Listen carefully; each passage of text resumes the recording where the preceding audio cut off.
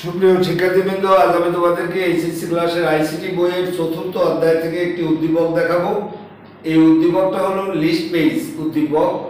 তো এই list page উদ্দীপকের আমি উদ্দীপকটা এখানে আমি লিখে দিচ্ছি। দেখো, এখানে প্রথম আমাদের হচ্ছে সি।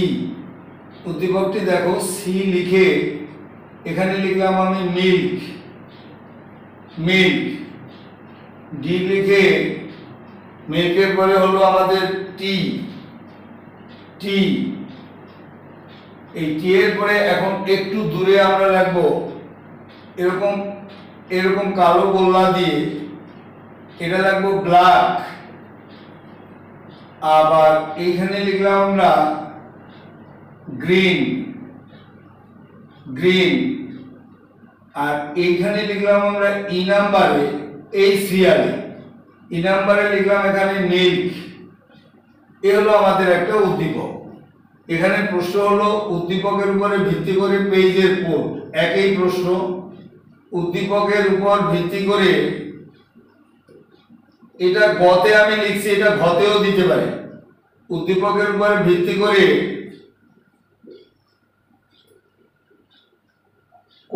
HTML কোডগুলো লিখো, HTML কোডগুলো লিখো, কোডগুলো এই লিখো। এ হলো আমাদের প্রশ্ন।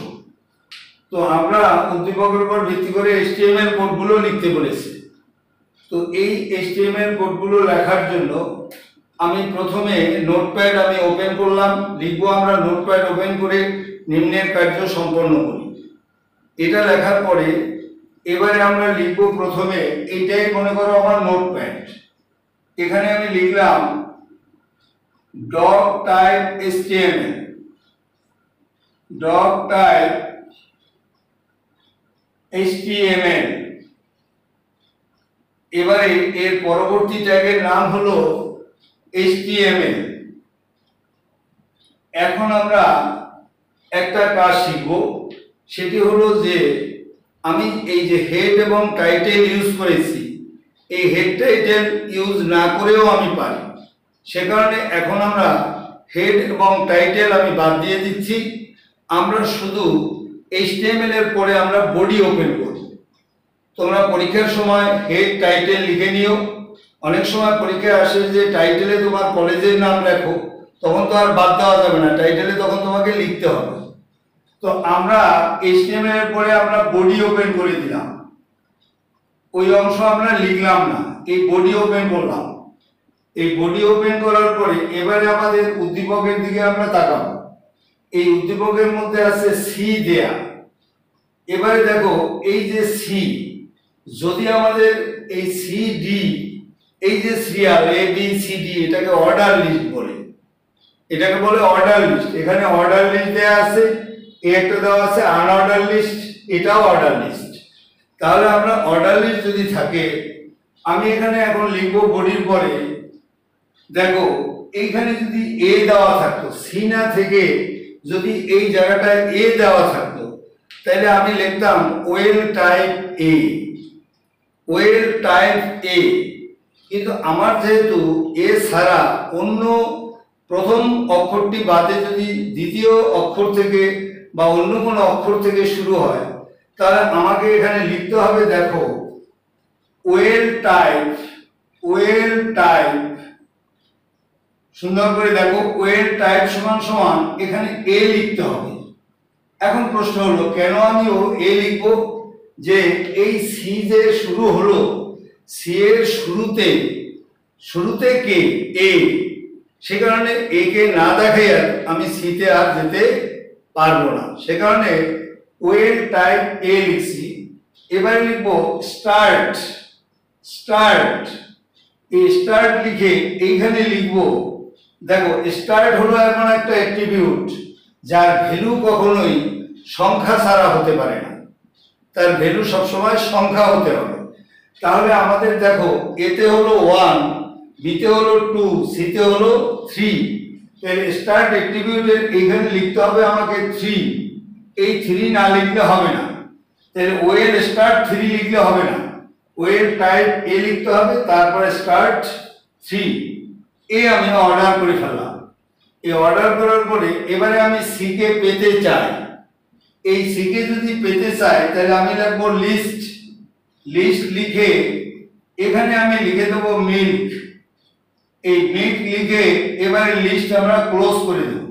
তাহলে আমি ওই মিল্কটা আমি পেয়ে যাব। এর পরবর্তী হলো আমাদের ডি। সি এর পরে ডি যদি সিরিয়াল থাকে তাহলে আমরা দেব এখানে লিস্ট, আবার লিস্ট লিখে এখানে লিখবো টি। এই টি লিখে লিস্ট আমরা ক্লোজ করে দিলাম। এই ক্লোজ করে দেওয়ার পরে এখন দেখো এই সি ডি এর পরে আমার কিছু নেই, এখানে আমি কিন্তু ক্লোজ করতে পারবো না।